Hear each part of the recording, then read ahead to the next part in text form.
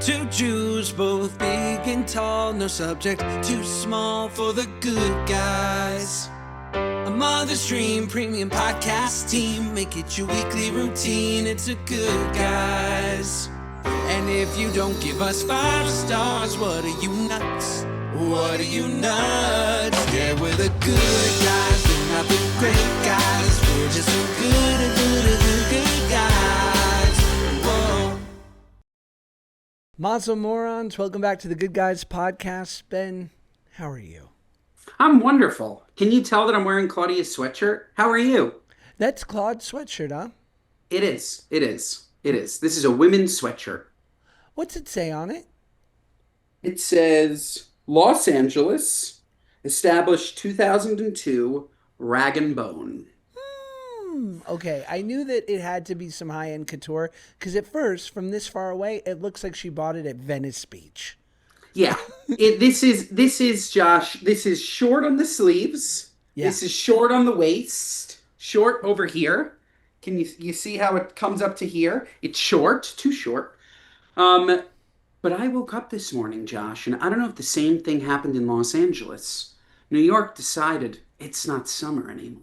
Yeah, it's fall, and it's cold, significantly colder. We've been cruising mid-80s, mid-90s. This morning it was like 64, which when you're accustomed to 80s, 90s, even for me, that's chilly. So I think this is the first time I've ever worn a sweatshirt on the podcast, except for, of course, last episode. But sure. This is the first time. Are there any ladies' clothes that you enjoy wearing? Underwear? So say more. Bras? No, what ladies' clothes do I enjoy wearing? I exclusively wear my wife's socks. They fit you?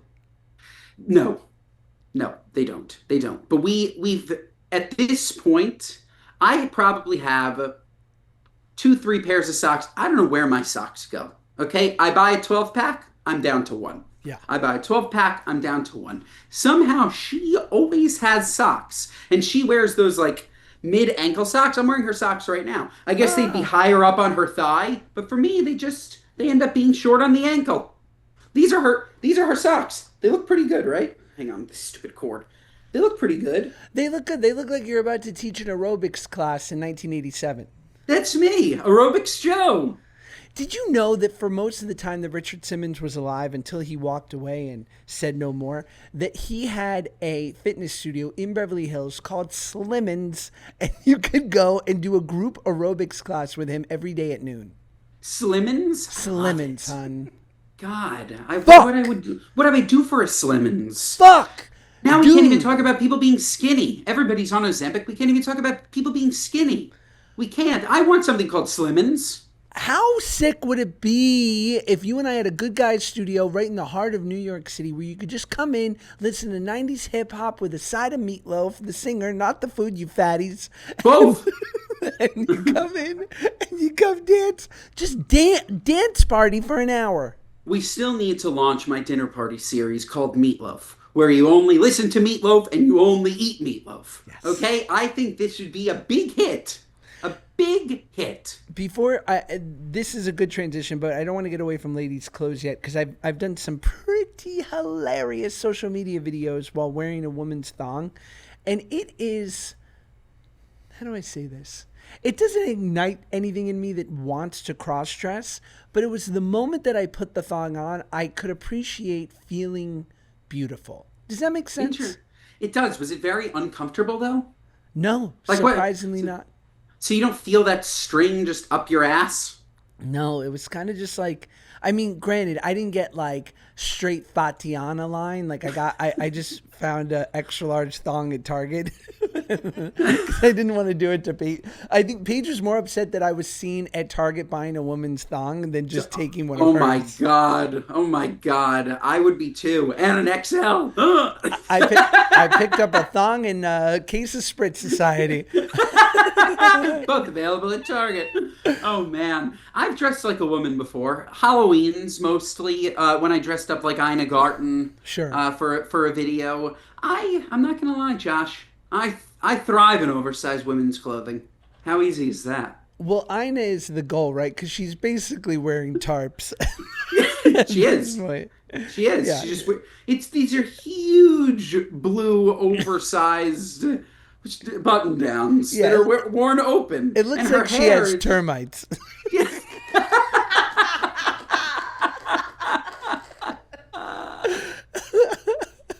Oh my God, they're just fumigating. They're fumigating under the shirt. It's funny. I mean, shout That out is Ina, funny. and we could say that because she is the richest, most wonderful person there is. She's won at life. She's my absolute favorite. It doesn't mean that she doesn't wear oversized clothes. Two things can be true. Yeah. She can be the best and she can wear oversized clothes. I could benefit from wearing oversized clothes. Far too often am I wearing something that is just a little bit too tight, Josh. Just a little too tight. You know, I am close with two hairdressers who have both worked on two of the most famous bobs in all of history. My one friend, Sharon, dear family friend, true Israeli kid, but like, you know, the greatest, has lived in LA for 30 years and basically still has the thickest accent you've ever heard. Okay? And he goes, one day he says to me, he goes, you know this woman, Ina Garten? I go, do I know Ina Garten? Sure. What are you talking about? He goes, you're not going to believe, for years, this woman, she called me. I come to her hotel every morning. I give her hair blowout. She reads book, very pleasant, but reads book while I do it. And she pays me nicely. I do it for entire time. She's here 3 times a year. I go, you've been doing Ina's blowout in her hotel room for like a decade, okay? Wow. And then my friend has done Anna Wintour, not Sharon, another friend has done Anna Wintour's blowout whenever she is in LA, and she gets a blowout every single morning while she's here, probably every day of her life. And she said that she tips her with a crisp $50 bill every time. So Josh, how do you have such a network of hairstylists that you call friends? Where did you meet them? Did you meet them on set? Did you just keep in touch with them? Do you get blowouts? No, I mean, they do men's cuts too. Got it. Yeah. Got it. Okay. Yeah. They also do men's cuts. Okay. Wow. I mean, a nice crisp 50. I'm not going to lie. Anna, you can do 100. Okay? Well, she's paying her too. I know. She can do 100. If she's doing cash, she's got to do the largest bill. But there's something... Right. But a 50 is not highly circulated, you know? That's true. It is almost like a 2. It's not a 2, but it's almost like a 2. Right. Where you might appreciate the 2 as much as you'd appreciate the 5. Maybe that's what she's thinking. That by giving you the crisp 50, if it's truly crisp, it feels similar to 100. I feel that. I hear that. I do. Could you imagine if you tipped in a small sack of John F. Kennedy $50? But there's a lot, right? So you're not cheaping out, but it's like you're handing someone a little like pouch of magical beans, you know? I want to start carrying around gold. We should start tipping bullion. Tipping in bullion. Title. In gold. In gold. I'm in. I forget what state. They just legalized gold as like you can use it anywhere. And all the comments were like, okay, so I'm going to go into ShopRite and give them a gold coin. How are they going to know how much it's worth? If it's real, how are they going to give me back my money? I feel like it was Florida. It makes sense that it was Florida. But gold was legalized as legal tender or something. And it's like, I'm in. If I can just have like a little bean, like a sack of beans, and each bean is like, I don't know, $200 in gold, I'm in. Right? That sounds fun. Easily. It's something I could easily lose. This episode of the Good Guys Podcast is brought to you by our friends at Caraway. Folks, you know we love Caraway here at the Good Guys Podcast. We always talk about how gorgeous their pans are, but let me tell you something, okay? Did you know that years ago, the founder, Jordan, accidentally overheated a non-stick PTFE, aka Teflon-coated pan, and got sick with the Teflon flu? It was black and fuming. The Teflon flu? What is this, medieval times? And after looking into the problem, he found that it only took 2.5 minutes for Teflon-coated pans to heat to 500 degrees and begin releasing toxic chemicals into into the air. Toxic chemicals. We don't need this. We need Caraway. Folks, I know that you love Caraway. You probably have already bought their iconic kitchenware set, their iconic pans. They're gorgeous. You know, I have the seafoam green. I love them. But maybe, folks, maybe today you need maybe their prep and board set, okay, which comes with knives, shears, FSC certified birch wooden utensils, boards, and storage organizers, or maybe their bakeware set, which includes 11 pieces, all featuring a toxic-free ceramic surface. Sets include storage organizers to keep your kitchen tidy, and when you buy the bakeware set, you'll save $200 versus buying them individually. I love everything from Caraway, because not only do the pans work great, but I don't have to be worried about getting the Teflon flu. The Teflon flu? That's the ultimate what are you nuts. Did you know the average adult unknowingly consumes over 150,000 plastic particles every year? Over 70% of cooking and baking pans sold in the U.S. are coated with PTFE, and microwaving plastic for 3 minutes can release over 4 million microplastics. What are you nuts? So folks, you know, Caraway's cookware set is famous for a reason. It can save you up to $190 versus buying the items individually. Plus, if you visit carawayhome.com/good10, you can take another 10% off your next purchase. This deal is exclusive for our listeners, so visit carawayhome.com/good10 or use code good10 at checkout. Caraway, non-toxic cookware made modern. So be honest, because I'm sure you're excited to get home and back to your beloved city and just being in your own home. Yes. The beautiful Ruby and Claudia. But is there a little part of you that's a little anticipatory or nervous because you've had the baby in the perfect suburban setting, right? Yes. Which is indicative and conducive to having a kid just because there's plenty of room with the car and the loading with the car seat and easy parking for all your stores and stuff. Are you a little nervous about, reconfiguring back in the city? Yeah, I would. For those of you that don't know, I've been sharing a house with my wife, her sister, and their kids. And we're in a house in the Hamptons, very suburban. Ruby goes out every day on walks. He gets straight in the car, in his Duna. We go to restaurants. We go to the beach. I would say that I have about as conducive a setup in New York as one can have. My garage is right across the street, so I can pull the car around, he can get in the Duna, and we can go somewhere. I am nervous about the city walks, because even though we heavily debate this, I do feel that the city is significantly less safe than it's been, and walking around with a 3-month-old is significantly less enjoyable than it is walking around outdoors in the Hamptons, or really in any suburban town. I think we're just going to have to do a lot of Central Park. I love Central Park in the fall. It's probably my favorite time of year. When the temperature is 60 degrees, you're wearing maybe a sweater. I'm excited for that. It's more work for sure. The pros, though, outweigh the cons. To get back to what we call our bubble, the three of us, I'm very excited. I think it will be great. And, yeah, but yeah, it'll be an there will be an adjustment. Whenever I'm in a house, I always think I'd thrive in a house. I love a house. Yeah. There's so much space. Yeah. So let me pitch. The problem is once Ruby has school, it's going to be a different story. But let me pitch this because I think it might be the perfect living schedule for the Silver Ostrich clan. Tell me. So, you're in New York. April 1st to June 1st. Perfect. You get to enjoy that beautiful spring weather right before it turns. Right before. Maybe April 15th to June 15th. Then time for the Hamptons. Let's go spend $2,000 at Surf Lodge. Hamptons. Finance bro, douchebags in shorts. Okay. So you go to the Hamptons now, right? And you're there. June 15th to August 15th, right? And beautiful. Then you go back to the city. You go back. Now it's fall. You're in Central Park.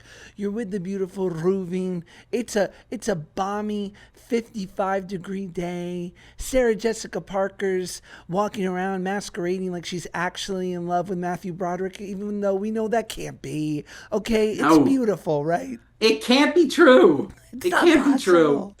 And so you're back in the city. It's fall. You're having the best time.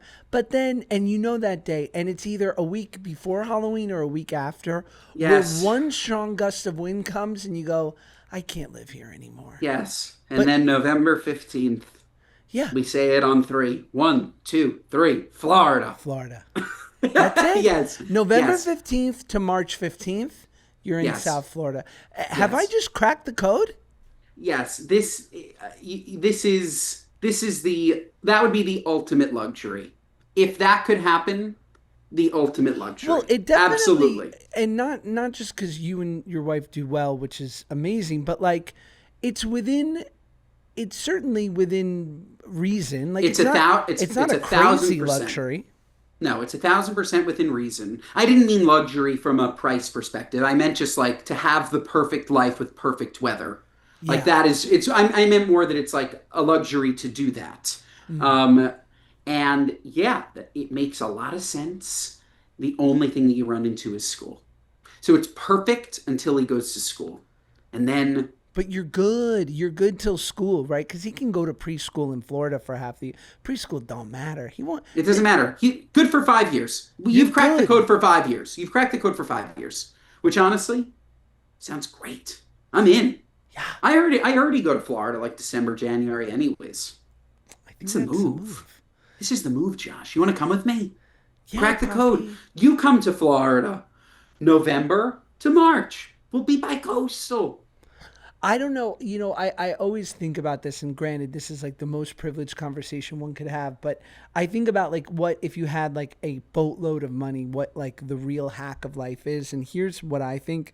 Bert Kreischer has this. He has a beautiful house in the valley where he raises kids in like a perfect area, lovely, but it's the valley, right? I grew up in the valley. It's just like proper suburbia, close to work, close to everything. And he has a gorgeous beach house. But in LA, you can have a beach house an hour away, right? Like, I think the key, like Paige and I talk about, we live by the beach and we love it. And we have like a smaller house and no land because it's just, that's what you get by the beach. But we talk about like, what if 1 hour away we had the polar opposite, which was something a little bit more in the country, a little bit more removed, but an hour away, you're going to use it. Whereas if it's 2 hours away or in another state, then it's a whole thing. I love that. What you're Yeah? describing is that's what New Yorkers do with like Atlantic Beach.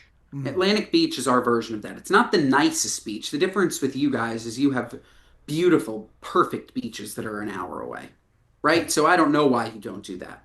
But New Yorkers will have an apartment in the city, and then if they're able, like a house in Atlantic Beach, 40 minutes, 45 minutes. Not the best beach, but it's still a beach.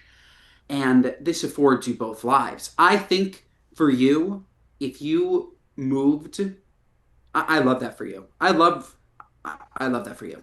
Would you still have something on the beach, or you just travel to the beach? But you love walking by the beach. It's also so gorgeous where you live. Like the temperature is so perfect because you're there. You might get hot if you're inland, but couldn't you live like near a lake? It's perfect. Like, no, we'll never get rid of the house that we have now. And my son goes to school. Like, we're very rooted there. But I think if we had the ability in which, because that's what's great about LA, right? Like, you could live in West Hollywood and an hour away is Malibu or Hidden Hills, Calabasas, Westlake, like, or if you're more south, you have like Palos Verdes and all these places that you could have, like, and by the way, in most of these places, like, the houses are cheaper and you can get more land, even though they Way sound very cheaper. rich and fabulous. They're actually more reasonable. Way cheaper. It's not exactly like this, but like you go to upstate New York, it's beautiful, and you can get a fucking mansion. Like literally, like Chappaqua. 2 million bucks in New York gets you dog shit. A 1 bedroom plus a den. Literally nothing. You put that 2 million bucks an hour north, Chappaqua. You can go to Starbucks with the Clintons. 6,500 square feet, a pool, like it's crazy. And you can breathe, and you're not paying city tax. What are we doing? Okay, can I ask you this? And because I think we'll have the perfect take on this. And I don't think I have this about our good old friend Donnie T. You know, there's a little part of him that I just love. But I didn't vote for the guy. Not a big fan. But I think As much as there is Trump derangement syndrome on the left, and there is, I am not defending that. I've seen some people that are absolutely cuckoo about that. I think there is some real Hillary derangement syndrome on the right. And I'm looking, and I just can't. She just seems awesome. And I just can't. The amount of hate, I've never seen this. She's also just she's not relevant anymore. So give it a rest. Right. I agree with you. I totally agree with you. It's the same thing on both sides. 1,000%. We love that. It's also, I would say it's Kamala derangement syndrome, but her with this book. Can you stop it with this book? Maybe it's just because she's writing a book, 107 days. Maybe it's just because I follow her on Instagram. All I see, book, book, book, book, book, book, book. We get it. You're trying to make you're trying to earn out of whatever monster Simon Schuster gave you. Yeah. We get it. But like, she's also out of it. I don't want to hear about you anymore. It's done. You're done. It was even that thing with California. Didn't she come out and say, I'm not running for governor of California? And everybody was like, when were you? Like, I didn't hear that you were. You just told me you weren't. Right? Did you hear that too? I did, yeah. Well, and she also just said politics in general are broken, which she might have a point. But yeah, there's no move for her to keep. She did her thing. Like, I actually think if she is able to ride off into the sunset and do something like kind of cool but away from politics, it will serve her much better. I completely agree. Completely agree. The book is a good final chapter. Can we talk at all about Spencer Pratt, or do you not want to? Sure, I don't know anything, so tell me. Oh my God. Spencer Pratt has turned his entire Instagram, Josh, into a anti-Karen Bass, anti-Gavin Newsom, pointing out that she fired the people who were supposed to clear the brush. He's talking to the CIA. He's made it his life mission to take these people down. I'm shocked that you haven't seen this. It's his new Heidi Montag. Remember when he was like, I'm going to make my wife the most famous pop singer in the world? That was his thing. This is now his thing. Are you looking at his Instagram account? You should. Yeah, I'm trying to look at that, and I'm also trying to look at all these Gavin Newsom tweets that he's been doing in the voice of Trump, which have been pretty good. I haven't seen them. Okay, I'm gonna try to find them, but yeah, you know what? I'll tell you this, and I don't think this is a completely honest story, and I don't think I'm speaking out of school here if I share what he said. So I ran into him and his wife. They were taking their kids as I was taking my kids to Monster Jam. Ran into Spencer. Spencer and Heidi at Monster Jam at SoFi. Fucking rad, bro. Sick. Out there in the Gravedigger doing wheelies. Sick. And so we're there with our kids and we see each other, and I had posted dancing to Heidi's song in support and whatnot. So I don't know if we had ever met, but maybe he was aware of me. He reposted. So I see him and I walk up, and I was a little bit I think just tone deaf, or enough time had passed where we're chatting for a minute and I go, dude, congratulations on what you've done. Just turning this, incredibly difficult thing into a real win for him and his family in the sense of relevancy. And I'm sure deals and all these things. And he goes, yeah, bro, but I still don't have a house and my parents don't have a house. And I was sort of shocked back into reality of oh yeah. So it made me realize, even though they have had this great wave of support and really capitalizing on all this, they really did go through a terribly traumatic thing. Terrible. And it makes sense why he's made it his life's mission to take down the people that he thinks are responsible. It's just very interesting. I can't escape it. Maybe it's because I engaged with it once, or maybe it's because I like to poke fun at Karen Bass. But it's like receipts of I don't know. I don't know if it's conspiracy theories or what it is, but he's putting together quite the compelling case that there's some negligence. What do you think? I don't know. I'm not informed enough. Benny detectives over here. Benny big brains. I certainly hope that the things that I've read are that they just zoned a very significant part of the homes that were burned to the ground, all for low-income housing. I don't know if you saw this. Okay. That people perhaps didn't want to rebuild, couldn't afford to rebuild, whatever it may be. Those homes are no longer going to exist, and all of a sudden they're just low-income housing and homeless housing. Um, I don't know. Like, shouldn't those people get their homes back?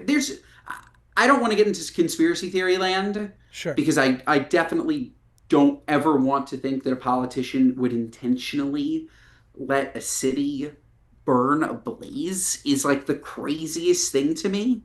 Um, but when you look at, again, they could be conspiracy theories, but when you look at all of these things one after the other, it's like, okay, you cut the budget on the people who are supposed to remove the brush caught on fire, people can't rebuild their homes, these insurance claims aren't being paid out. Oh, we're rezoning and now the government can build low income housing. It's just like it's strange. Yeah. So I don't know what to think. All I'll say is it's strange. All I know is all those people should be like incredibly taken care of as quickly as Yeah. possible. The permits should be approved. The people in Altadena and in the Palisades, and like a governor and mayor should be doing everything they can to just give them like front of the line passes. Here's the easiest, best way to rebuild your life.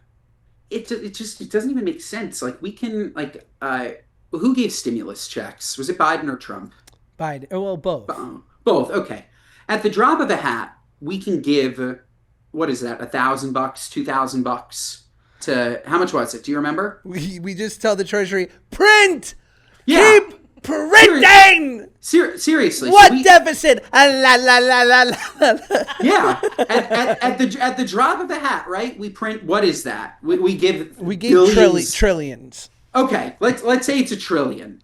You can't say natural disasters that completely evaporate Americans' homes will be immediately rebuilt at the cost of the United States.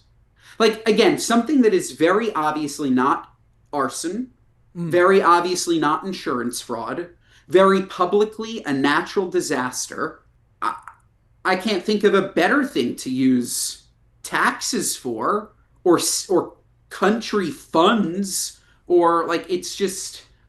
And again, I don't know enough right to really say that this would be effective, but I am thinking that we've given a lot of money for worse things, and I've always loved the idea of, if I'm giving money, I want to know exactly where it went.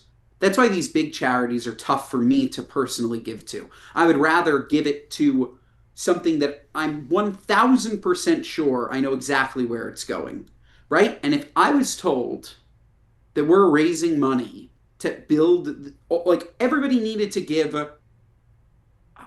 $1,000 if you can, or $100 if you can, to rebuild homes that were destroyed in California, and these people can't afford to rebuild their homes. Yeah, whatever. I'm rambling. Unfortunately, it just becomes really politically divisive, which is unfortunate. And I didn't see this in the same way. I mean, everyone ran to take a shit on California, we started burning at 8:30 in the morning, and by noon, the internet was inundated by people trying to dunk on us. And the reality is, for similar natural disasters like what happened recently in the flooding in Texas, or how North Carolina was hit and northern Florida, and maybe I'm missing it, I didn't see that, right? I didn't see anyone going well, yeah, Texas, because of their politics, doesn't deserve help. Everyone deserves help. It's America. It sucks. There were some rich people in the Palisades who lost their homes, and yes, they're not going to feel it in the same way, but there are also just thousands of people that have been in the Palisades since the 50s who weren't rich, who their entire retirement was that house, who lost it, and super working class blue collar people in places like Altadena who lost everything. So to your point, yes, it should be a moment to galvanize and not to be let's dunk on the other side and their tragedy that they're enduring. Or at least, if you're going to dunk on it, first solve the problem at hand, and then you can dunk on it, and then you can make fun, but definitely help those people. And you brought up the right point, which is so heavily politicized. What you made me think of is there are wars, and there are people dying, and there are terrible things going on every single day across the entire world. That's the equivalent of a Texas, of a North Carolina, of something else. Meanwhile, the only thing people want to talk about is Israel. And I'm not saying that there aren't terrible things going on. I'm just saying that you mentioned politics. There's a reason why the only thing that people seem to want to talk about is Israel. It's hard to even get people these days to talk about Russia. It's like there are active wars going on all over the world. And so it just makes you think, why do we only talk about California when it comes to a natural disaster? And why do we only talk about Israel when it comes to a war? So, Jews! The Jews. By the way, they're in California and they're in Israel. So, no, sorry to say, we're everywhere, babe. Yeah, we are. We are. Really quick before we move on, can I read you? So Gavin Newsome, like him or not like him, what's been effective is he's been starting to tweet in Trump's voice and like mocking tweets, which is like cool. Good to see you're spending your time well, Gavin. But it's okay. Here we go. Here was a recent tweet of his. Dana Ding Dong Perino, never heard of her until today, is melting down because of me, Gavin C. Newsome. You know that he's going to ChatGPT and saying, put this in Trump's voice. Fox hates that I am America's most favorite governor, ratings king, saving America, while Trump can't even conquer the big stairs on Air Force One anymore. Trump has lost his step, and Fox is losing it because when I type, America now wins, thank you for your attention to this matter. He's nuts. He's nuts. It's actually a great social media strategy, so love him or hate him. Yeah, kudos, no, it's good. Kudos, it's good. No, when else would you be reading Newsome's tweet? No, it's good. You know, the schools in LA are shut down, but you know, good job with your tweets. That's great. What is the temperature over there? I like that you say, like, and you stay politically correct, love him or hate him. Most people hate him, right? I can't tell. I don't know. I do think that I get a little bit of that. When people hate him, they hate him so vehemently, and I always want to be like, but why? And then also when people love him, I go, but why? I think it's probably somewhere in the middle. I'm so with you. People need to stop blindly hating and loving people. Yeah. It's not cool. It's not cool no matter who it is. You need to be informed, and you need to have a legitimate reason why you love or hate someone. This, like, just... what is it, like herd mentality? No good. On no matter what we're talking about. Right. No matter what. Educate yourself. Unless it's the good guys getting a big raise. That herd mentality we're fine with. We're fine with it. It's in California today, in Santa Monica, it's 81 degrees. That's gorgeous. This episode of the Good Guys Podcast is brought to you by our friends at Trade Coffee. As the days cool down, oh, and I love it, my coffee routine starts to shift. Comforting warm mugs in the crisp mornings, refreshing iced coffee in the sunny afternoons. No matter the season, hot or cold, they recommend the beans that I love. Roast them to order and deliver them right to my door. It's like having my favorite cafe on standby without ever leaving my home. Trade is it, folks. It's the #1 coffee destination in the U.S. for both hot and cold coffee drinkers. They've sourced the best beans from over 50 top roasters. That's right, 50 top roasters across the U.S. For cold brew lovers, they've teamed up with 15 roasters to create a special collection made just for cold brew. So every cup comes out smooth and delicious every time. They even have easy-to-use curated gear so you can brew at home with better flavor and value than any cafe or bottled cold brew.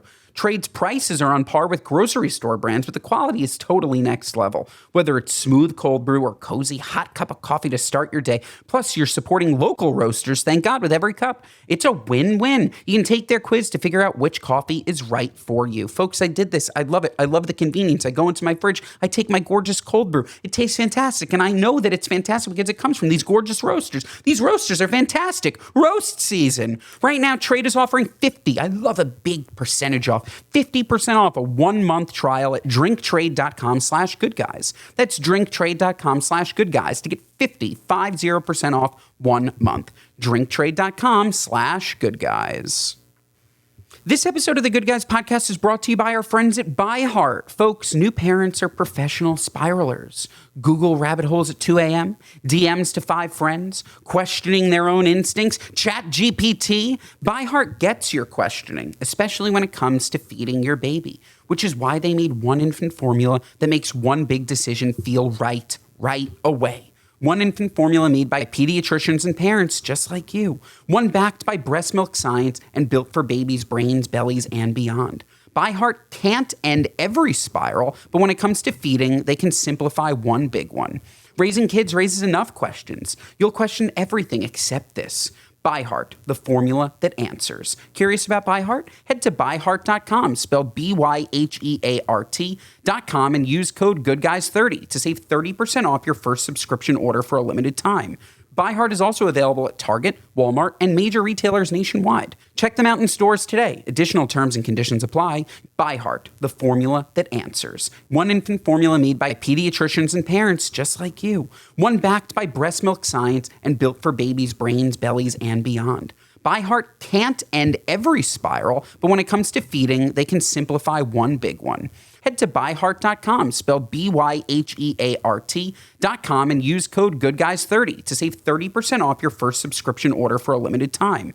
That's code GoodGuys30 for 30% off your first subscription order at byheart.com, BYHEART.com, promo code GoodGuys30. You know, we're speaking about really important issues, but nothing more important that everyone's fall menu has just dropped, and I think we need to talk about it because there's some new fun fall menu items at your local coffee joint. Should we do the 3 majors? Yes, please. Okay. Coming in at number 1 for Dunkin Donuts, our beloved Dunkin. Dunkin serves up a fall first, the new cereal and milk latte, plus a lineup of fall favorites return. Cereal and milk latte, I would definitely try that, yes? I would try it once before I passed away, but yes. Yeah. I would try it once. Like that, like the amount of freaking sugar in there, I can't even imagine. I can't do sugary drinks anymore, Josh. They give me a headache. Am I old? Am I diabetic? Continue. I don't know. You're a grown-up. What about you, Olivia? I would give it a whirl. However, I'm also having a harder time with sugary drinks as I've gotten older. I'm having a tricky time with it. You're like 25. I just turned 26. Okay, so. Wait, when was your birthday? It was August 10th. Ben, we effed up. I knew it was coming up. We missed it. Damn it. Yeah. It's all right, I knew Olivia. it was gonna come up on the pod. Don't worry. You do have a present coming from us. Yes. We discussed it. We just didn't realize when it was. Yeah. And No. Bye now. well, Josh, I wouldn't say that it's big. Let's temper expectations. It's nice. It's really lovely. Good. August 10th. It's lovely. I told you August 10th, Ben. I don't think so. I You never told me did. It was coming. I had no. She could have said, it was today. Yeah, I didn't. We know. have the I'm tape. just saying it's on Dear Media. Dear Media needed to send us an email. Hey, it's your producer's birthday. You should say happy birthday. Like how are we supposed to know? I'll send you a Google Calendar invite for next year. Do it. Yeah. That's good. Do it. That's good. Do you know when my birthday is, Olivia? April 3rd, right? Oh, how do you know that? Because I texted you happy birthday, King. Damn. Oh my God, Josh, I'm gonna kill myself. November, not 11th. That's Veterans Day. 12th. It's the 10th, but it's fine. Gosh, Don't worry, Ben. I'm gonna kill myself. By next year, Olivia's going to be working it unwell, and we're going to be... we won't have to remember. She's going to leave us like the rest of them leave us. Say hi to Marshall, Olivia. No, by the way, she's staying. The fact that she even got our birthdays to within a day, I'm very impressed. Yes. And I'm embarrassed that we didn't have yours etched in stone on this. We should have stone, Josh. It's all right. Do you want stone? I so that we can carry start cash. etching? Hold on. What do we think, Ben? 200? That's nice, right? 200's nice. Okay. You can PayPal me. Okay, 200's nice. 4. All right. Now, Olivia, if in the next month there's an email missed, I'm going to think about this 200. Wait,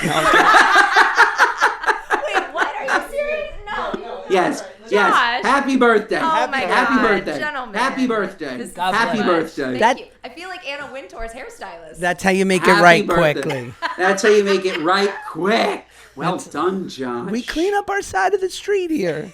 We do. All We right. do. Happy birthday to Olivia. 26 years young. It's fantastic. She's an old soul, though. She's an old soul. Baruch Hashem.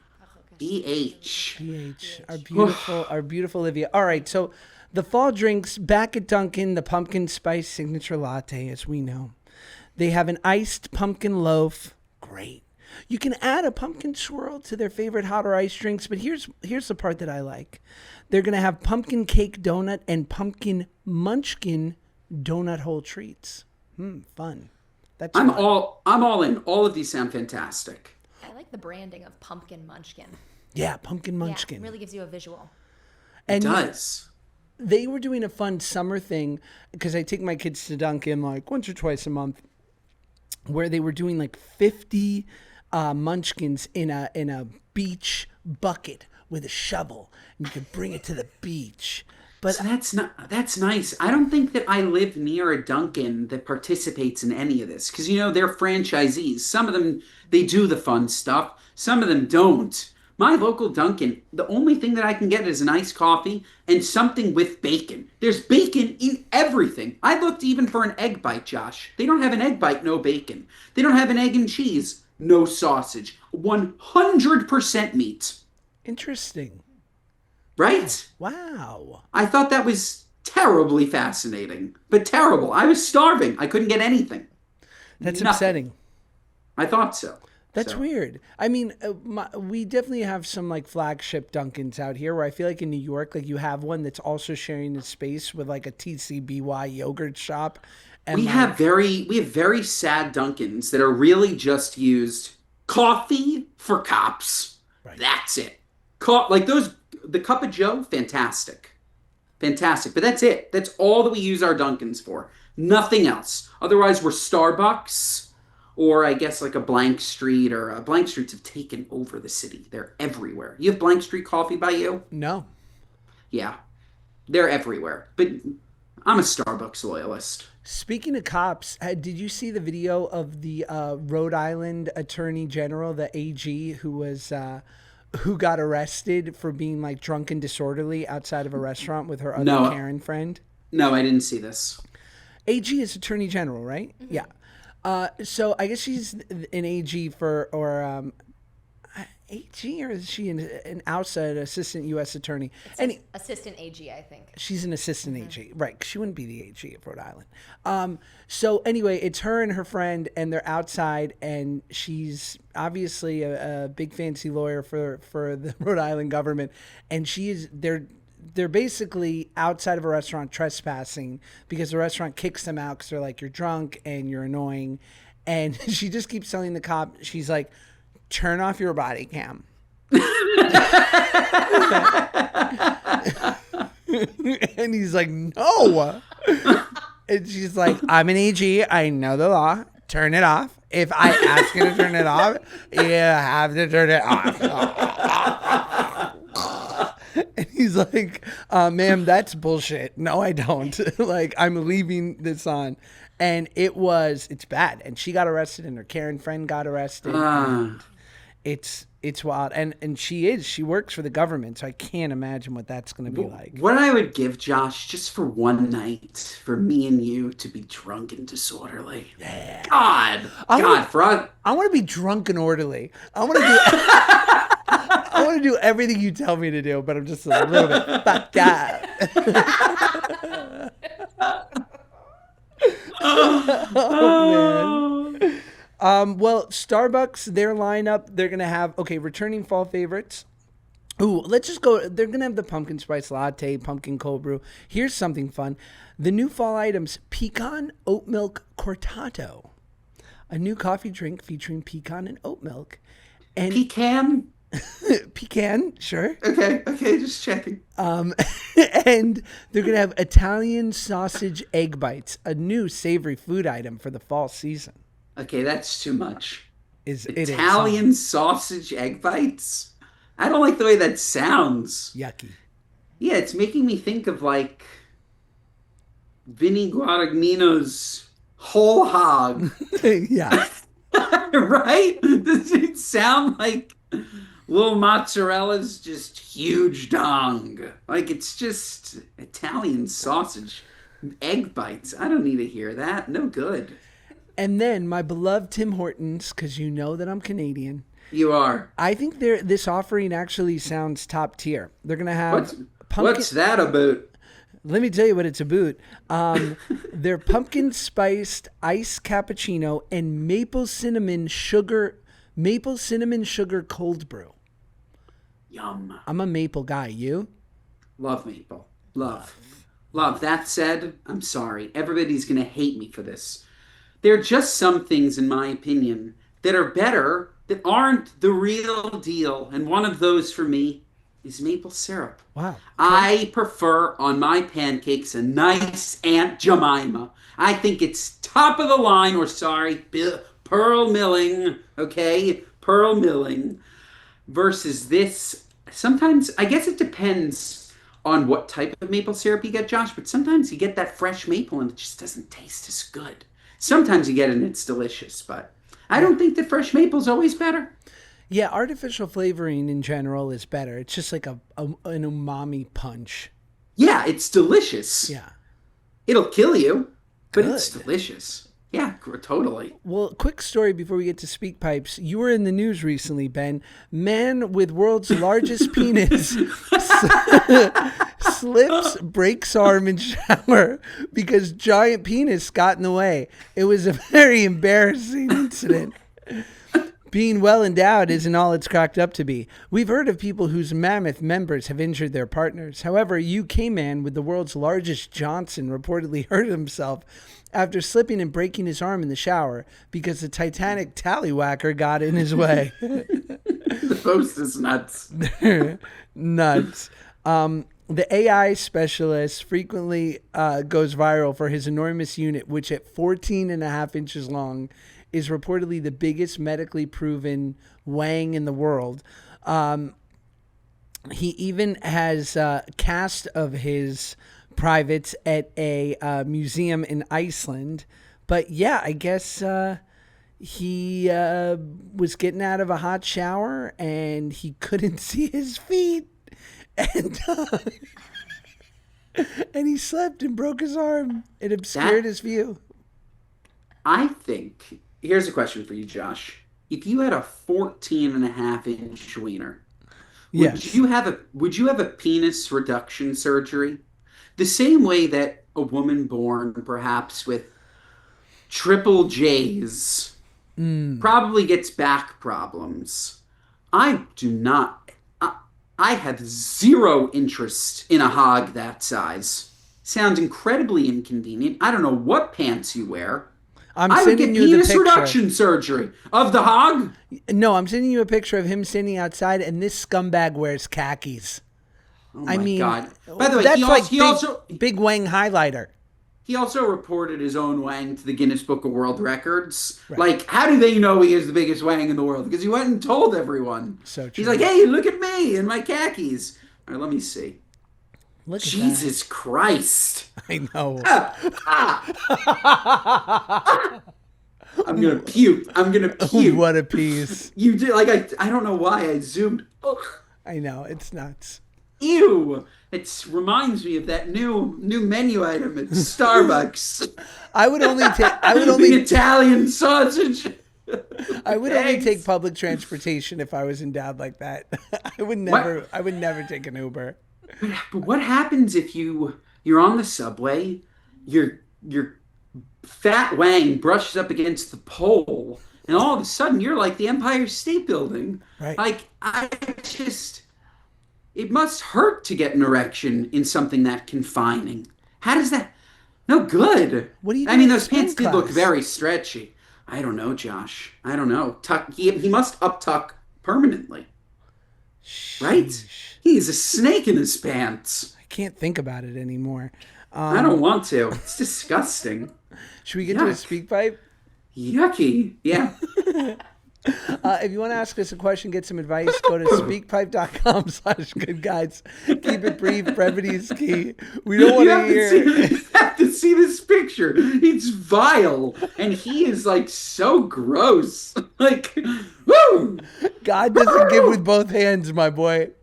No. If I If I was him, I would be proud of it too, because there's nothing else to be proud of. Yeah, if you're a real uggo, that's why Ron Jeremy, like the scales are even. That scumbag's got a huge piece, but he looks like it's like a hedgehog. I love the names. Like, we won't say penis. I've been calling it hog. You call it peace. It's just funny. Peace and love. All right. Our first speak pipe is from, let's see, from Sydney.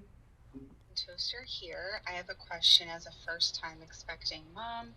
I am 7.5 months, and unfortunately, my husband and we had to leave our apartment just for some unforeseen circumstances. And instead of looking to pay for another apartment that's anywhere from $3,000 to $4,000, his mom, my mother-in-law, offered her condo. It is 2 bedrooms, so we would be living with her. I'm fine doing that between now and when the baby comes, but my question is, as 2 dads to newborns, what are your thoughts on potentially living with an in-law? I mean, she'll be there for help, yes, but I also like my space, so I'm just really not sure how to go about this. I feel kind of stuck. Thanks. I think I missed the beginning. Why doesn't she have a house? What happened? I don't know, but I don't know, but basically she just has the opportunity to save some money, live with her mother-in-law for the first couple months that her baby's there, and figure out a new place. You'll be really, really happy to have any helping hand, like any. I think that ultimately it won't be nearly as bad as you think. You're going to be sleeping when he sleeps, and she's probably going to give you the ability to sleep even more. So I agree that you don't want to live with your in-laws probably past 6 months, but like for the first 6 months, I think it could be incredibly helpful. What do you think? Totally agree. I mean, a 2-bedroom apartment is tight. It's tight, It tight, is. tight. So you got to know that. And there'll definitely be moments where you will say, why did I do this? But I think a net positive will be if you can just bear down and treat this like a once in a lifetime moment and take that extra help. And if your mother-in-law is that way, oh my God, just let her help. You'll be so thankful.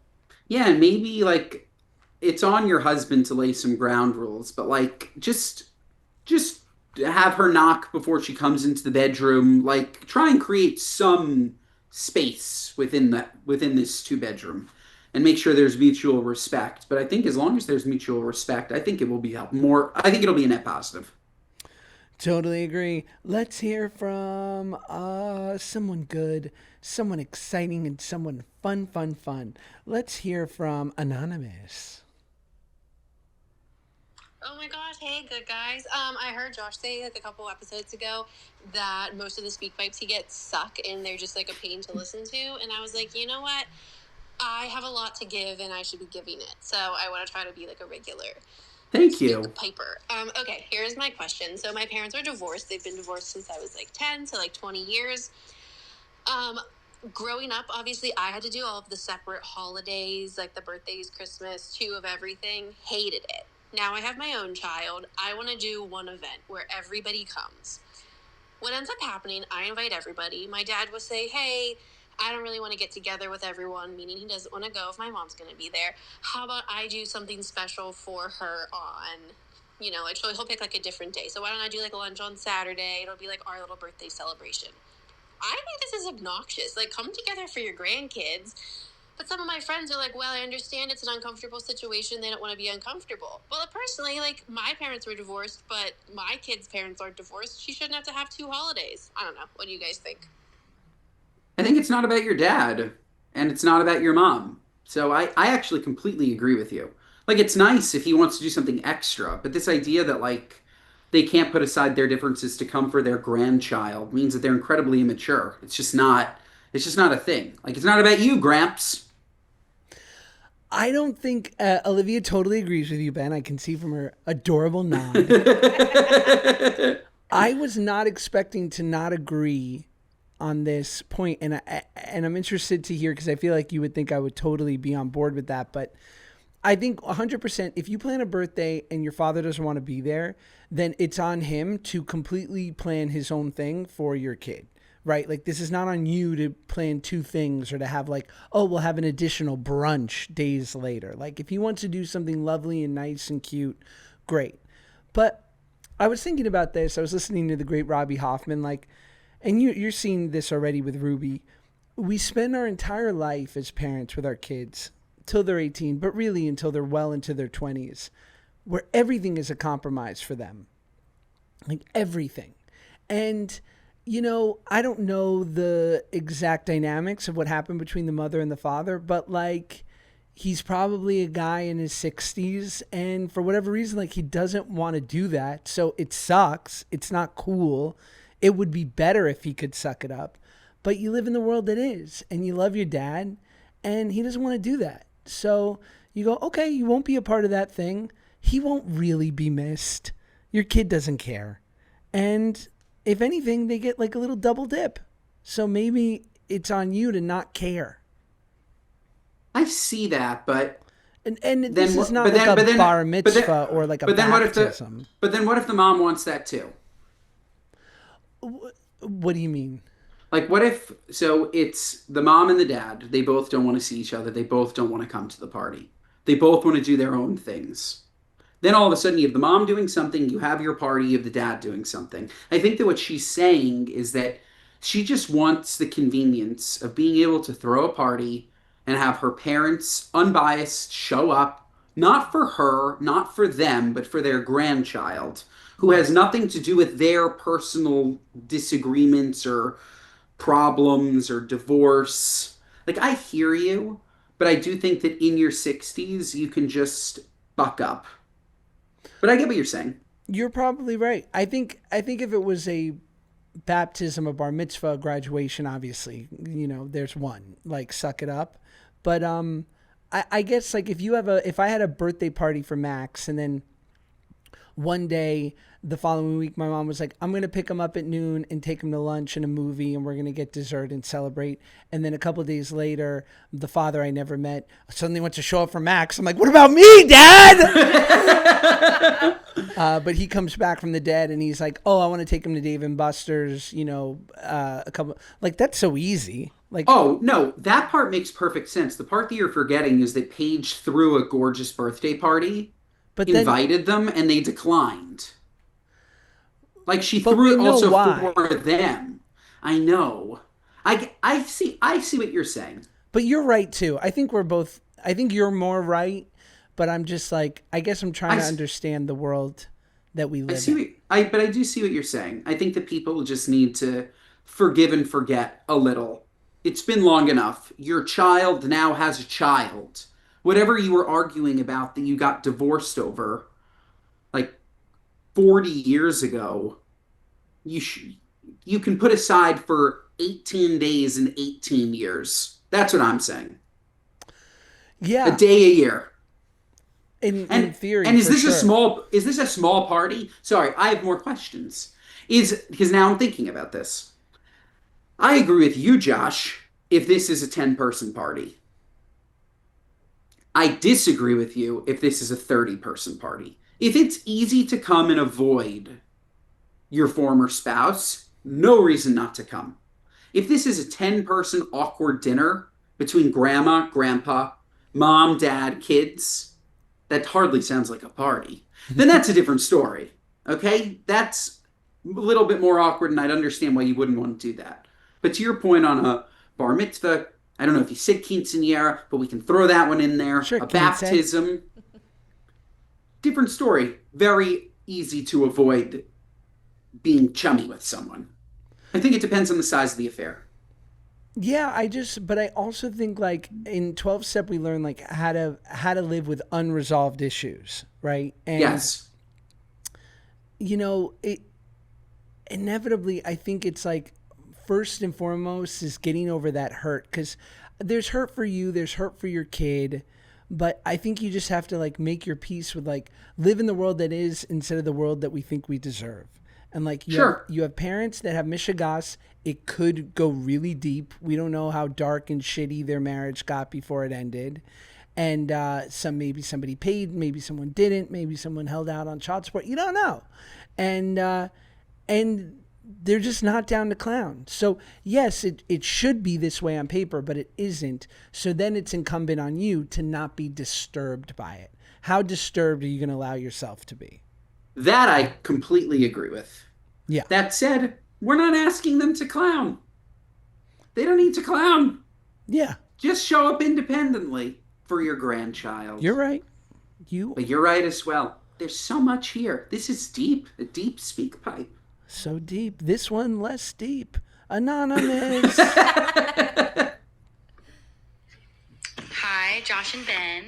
I'm a moron, and I just launched my Bless you. own granola company. I'm really excited about it. It's currently called Cheese Granola, but I need to pivot due to trademark reasons. So I would love your all's opinion on the new name because you're both foodies and great at branding. So the names in between are Slow Street, a granola company, or Park Day.